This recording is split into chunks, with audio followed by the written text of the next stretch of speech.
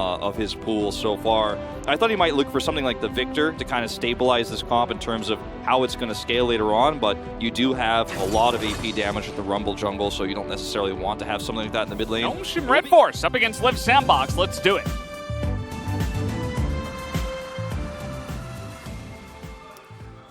So here we go, jumping into game number 1. Croco comes back over, walks over a ward though, sadly. And now everything is known. No more secrets on the top side of the map. But look at the mid lane. This is where things are starting to get scary. Oh, Regis is dead. No flash, he dies. And this is actually pretty lucky for Nongshim that Croco is trying to make a play up here and is spotted. And I think Regis is dead again. Yep, see you later. Difficult for this bottom side of the map for Nongshim shortly after that. Okay, nice lockdown, able to get played into the choppers. And he flashes away, and he will get away, actually. And flashing forward now is Prince, looking for the kill on a Duck Dom. Should be able to kite this out pretty nicely, but with no Leona, is just going to keep it calm and hold on to the lane. I don't know how close Prince is to 6, but Duck Dom needs to be worried about that. There's the 6. He's got True Shot. Does not have vision. Tried. Uh-oh. Prince, no flash here. He does have the shift, but that is not enough. Easy kill. It's like, okay, you got sacrificed, but you're still useful later because you can hit amazing casts. Oh, okay. Summit really trying to press the issue here. He's going to get equalized. Miss on the ult, and now he's trying to turn it 1v2. He picks up the kill quite easily. Another miss by Gory as Rich is coming on up, trying to turn the kill. And he misses again. Summit is looking for the kill now, perhaps, as there is no escape for this Camille. The flash forward from Rich, he gets the shutdown, but Summit just bringing 3 people up to the top lane. And you ain't winning anything if you're Nongshim right now. You're losing plates in 2 lanes. I don't think Nongshim can just give away Infernal Drakes, so I would expect more fighting, more action. Speaking of which, they're going to find Kellen. That's a free kill. Nicely set up by the Diana.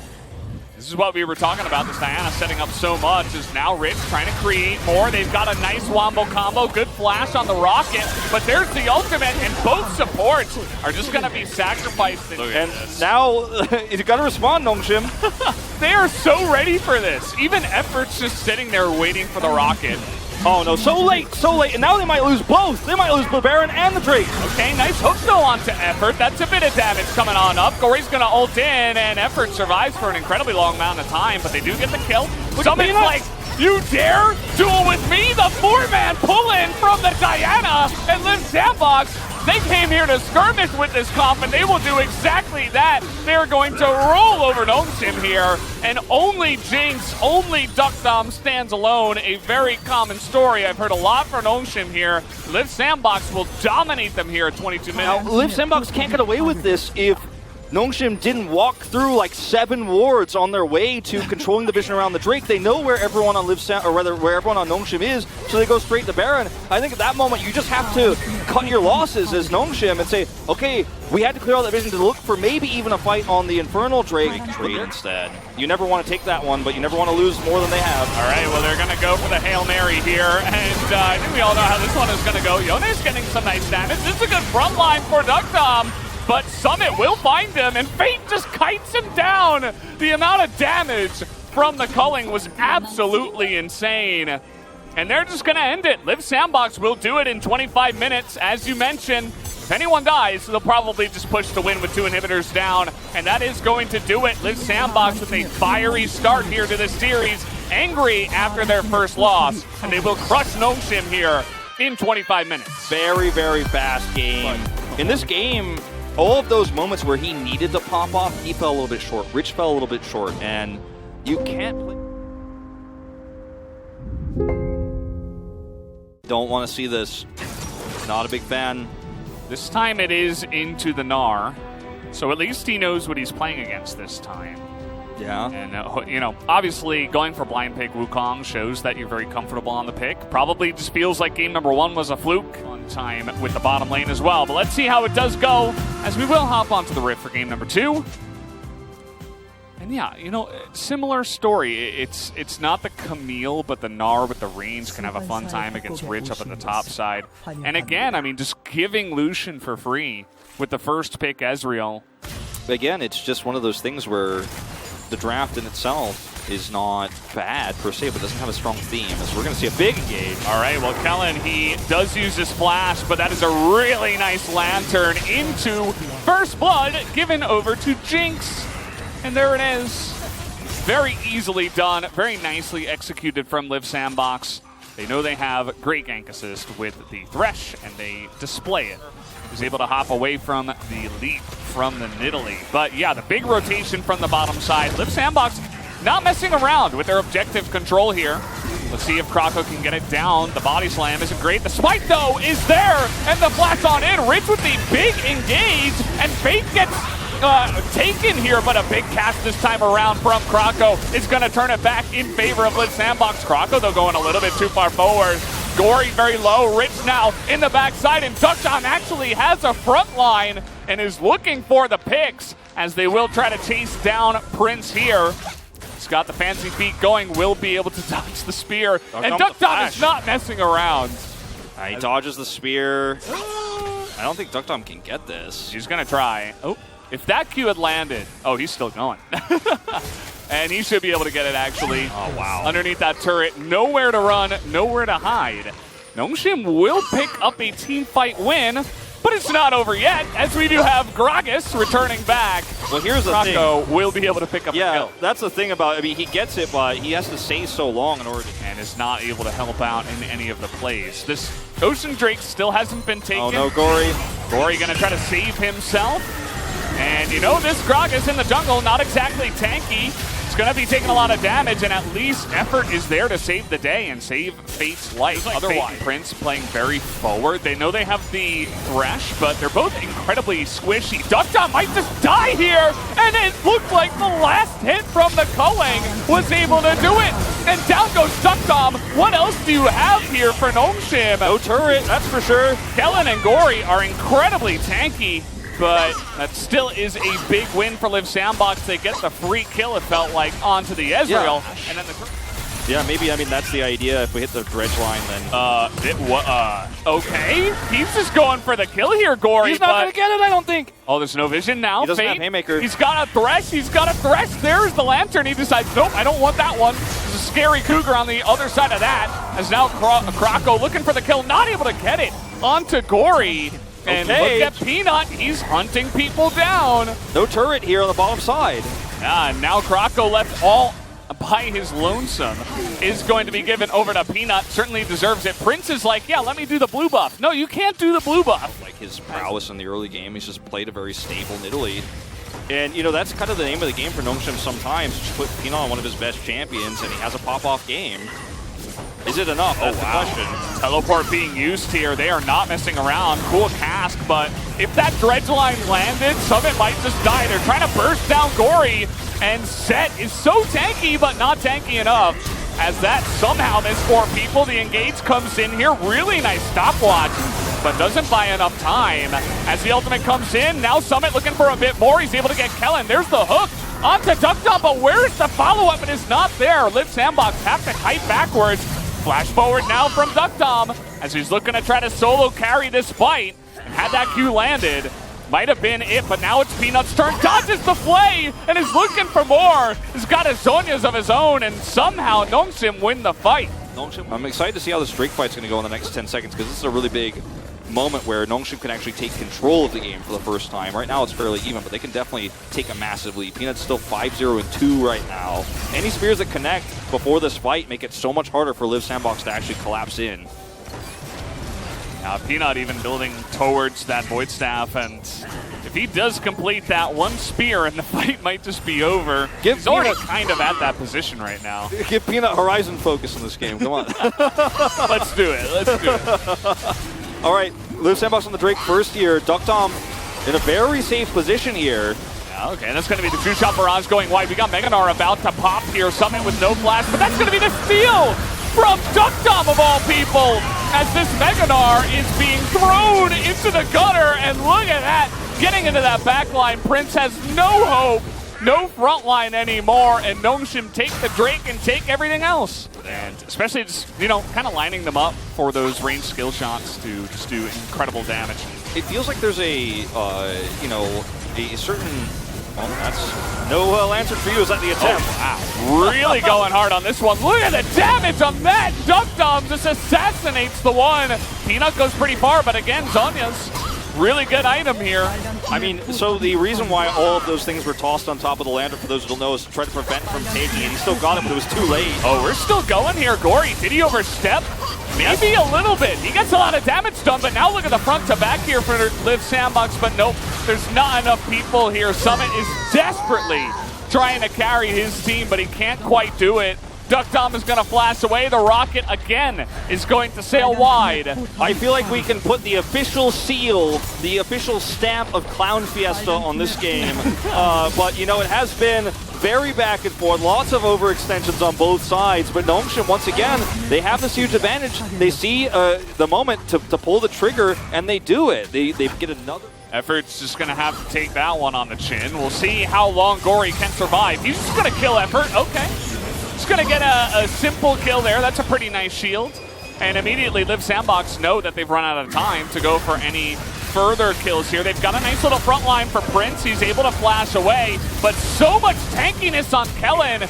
And the front line here for Liv Sandbox is falling apart. Look at Duck finds the access into the back line, and there is just no hope for anyone here on the side of Liv Sandbox. This Ezreal is so disgusting at this point in the game. 32 minutes in. He's a tank, he's an assassin, he does everything. That's going to be the clean ace, and should be game number 2 going the way of Nongshim. Yep, it's going to be a game 3. Really nice cleanup there from Nongshim. Amazing hook from Kellen there onto Fate. He was chain CC'd. And Effort, he was the first to go down, and he might be the last in this game to do so as the Nexus turrets fall. Nongshim bouncing back in a big way. A lot of this was on Liv Sandbox losing the game rather than them winning it, but really big punishes from Peanut, who has a perfect game in a 21-8 kills game, 6-0 on 11. That's the Nexus falling. Getting more damage than Summit. Poor Summit had a great game, but not... No way they're going to play us Viego top. It's looking like it. Okay. Coach talking to Gory. There's that zone. Yeah, see, you could tell. There it is. You could tell they came over to Gory and said, sorry, man, not going to be this time. 100% the original plan, especially when you see the coaches go over like that, 100% the original plan was to play a mid, but it is going to be now Rich playing the first Viego of LCK Summer. Here as well. It looks like we're ready to jump into game number 3. Let's see who will pick away this series tonight. The thing that really jumps out at me with this composition for Liv Sandbox is not really the scaling so much, actually. It's about, you know, in lane he's fine. Oh, going to see an attempt to engage here. Yeah, a little bit late on the play, and now Effort is coming in. This might just be the first blood. Easily there. Flash in from Prince, and will take down the Thresh. Kellen might just be a natural plate down on the bottom side. Peanut's going to get spotted here down a level. No 6 at all. Yeah, I mean, here. He's going to get the healing from the plant, but the teleport comes in, and they are just trying to burst down Effort, but it does not work out. He gets a lot of value, and down will go Kroko as well. So they get the kill. And now Fate is going to get just burst down from 100 to 10% basically. Kroko going to go down. Prince looking for the angle. And, well, Effort goes in and just dies. So that's not going to work out. Prince gets caught on the bottom side as well. And with no flash available, that's going to be 3 kills now to the pocket of Nongshim. They are dominating Liv Sandbox here in this early game. But yeah, just... a little bit overzealous, and the equalizer was perfect as well. I mean, Peanut, okay, this is really scary. Thankfully, he has a stopwatch and a Thresh. And he should be able to get out of this one. Keep in mind, Nongshim are really far ahead at this point in time in the early game. Kellen now trying to get an engage going. He's going to catch Effort.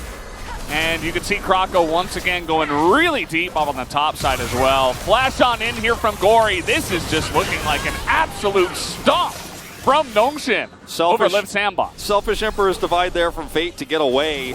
There it is. He uses it. But, yeah, this is really starting to look like a bit of a shellacking, as Atlas would say. And, you know, there have been a couple of moments where it's like, I guess I just got to desperately use this ability. Sure, yeah, I don't blame him for it. It's not very proactive. Yeah, I don't blame him for using it in both of those cases to survive, but The fact he didn't use it before is a rough one. Okay, Summit's trying to make the Croco. play. That's a really nice flank from Croco, but I say that. It looked like a good angle, but again, they're down about 5,000 gold. This is not a game where you can play, flank. There's no back door in this one. There's no way out. There's no key under the mat, okay? You're out of luck. Well, Liv Sandbox are definitely going for the desperation plays. Let's throw 4 people into one brush and see what happens. Maybe someone face checks, but when it fails, what you do is you give up a free turn in mid lane. They were probably going to lose that anyway, but it happens a bit earlier. Rich is pretty scary already. I have a bad news effort. He's got a Divine Thunder. Now, this is 1v2, but then the Zoe does come up. That's going to be a landing on the Sleepy Trouble Bubble, and this Kaisa is just alive. Actually lives. The burn comes in, and finally over the wall, Gory is going to be able to pick up the kill. That's what I was looking for. And then Peanut's able to get the equalizer to prevent the escape. So it was very scary there for a moment. Rich actually had to use his Heartbreaker to escape, which is always a real Heartbreaker, actually, when you're not using it to get a kill and a reset and get some health back. Well, Viego on the other side. You're trapped between a rock and a hard place here, Liv Sandbox. Liv Sandbox, they never back down from a fight, for better or for worse. And in this case, I think it's worse. Down goes Effort, and Croco is left all alone, but he is Udyr. That's not even a chem tank. That's actually the Frozen Gauntlet. So he's going to get away alive, but, they're not going to get away alive from this game, you would imagine, as Rich is going hunting. Really nice hook on the Summit, and that is going to be 7-0 now for Peanut. 7-0, 2-0-5 for Rich, 3-0-8 for Duckdom. I mean, the list goes on and on. I mean, 4 of these players have no deaths. It's looking like this game is pretty over. No vision here, as you can see. Oh, I don't know if you're getting into that pit. He doesn't even have flash. He's like, maybe we can get something going. No, I don't think so. So they can basically do whatever they want. If they want to be safe, go for that, they could. Okay, nice positioning for Croco, looking for the angle, will force the flash onto Peanut, but at the end of the day, Nongsim wanted to fight you anyway, as Peanut goes legendary in this game, picks up his 8th kill, 8-0 in a row here, and it is just utter domination once again. Really nice kick from Summit. He's trying desperately to get anything done, but now the Jinx is 2-fed. Everybody on the side of Nongsim is way far ahead. There's nothing that Liv Sandbox can do. There's nothing they can do. Another Udyr steal. Like when we saw Croco play the Gragas earlier, the draft is good, but the players can't execute on it, so it doesn't end up being good in practice, unfortunately. Yeah, and here comes the push. Just gonna throw down an equalizer. Peanut is so gigantic at this point in time that you just put it down and everybody has to respect it. This could be an opportunity for Liv Sandbox to go for something with the ultimate down, but maybe at this point in time you're just at the point in the game where you want to wait for the Nexus turrets. But you're gonna throw out the Solar Flare, will be flash, and Nongsim get the inhibitor, or actually not yet. So they're gonna have to stick around for this one. Yeah, but I think they'll get away with it pretty easily. It's a nice zoning trouble bubble too. So hard to collapse. Oh, nicely done by Rich, just frontlining. A lot of upfront damage. Summit's going to have to go back into the base, and that will be the inhibitor going down. Nongsim. Look at the teleport play here. They're going to try to catch somebody. Summit's going long range, though, with this one. I don't think he's going to catch up with anybody. He's hoping, they're praying. Yeah, well. Liv Sandbox fans, put your hands together. This is a long con play. Yeah, down Benny the long Hill's lane playing. Look at the base right now. Oh, got a lot of super minions. They say, well, it's do or die. We get the win here, or we go down fighting. As they get to that back line, Prince trying to get damage done, but you're not doing anything. Not against Sonya's up 8-0 Rumble. And that is going to do it for this game. They're going to ace them cleanly. Nobody on the side of Nongsim will go down. It takes 28 minutes, but they will get the job done in 3. Not a technical shellacking by any means, but definitely felt like there was, like I said, not one moment of the game outside of that bottom kill for Prince where Liv Sandbox were in control. Nongsim execute the draft better. This was not a game that was about the Viego. I feel like a lot of it was actually about really nice peeling away from the engaged tools that Liv Sandbox had, handling the Azir early. And this is the kind of Nongshim game you're hoping for if you really do think they've leveled up between spring and summer. They come back with a vengeance. Game 2, I feel, was the most impressive of the three, right? You're able to take a very big deficit. So I think maybe their fans are that they were able to turn this around and take the 2-1 series. Felt like there was definitely a feeling across that roster of, whoo-hoo.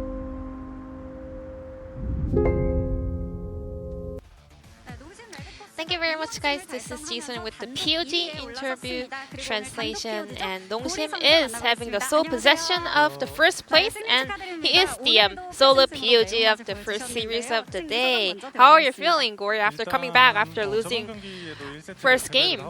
Just like the last series, yeah, we lost the first one and wrapped up the series with a win. So after losing the first game, I had this feeling that we are going to win in the end. So it feels great, for sure. And, you know, I'm not sure how long we're going to remain on the first place, but it feels definitely cool to be on the top. Gory, congratulations on winning the POG as well. I wasn't even sure if I can win any single POG in this summer split. So I'm really surprised that I got the third one already. And really grateful, so I'm gonna keep up the hard work. Let's go over to game number 2. Every lane on the side of Leap Sandbox had priority. So how did you guys try to cope with the situation? In fact, when I'm playing set, or when the opponent mid laner is playing Lucian, we had this information in mind that we can't lose lane early on. But I had a huge confidence in the teamfight stage on set, so we knew that we can just win the game later on with teamfights. And that is exactly how Nongshim won that game. So we have some highlights where Set was able to seal the deal for Nongshim.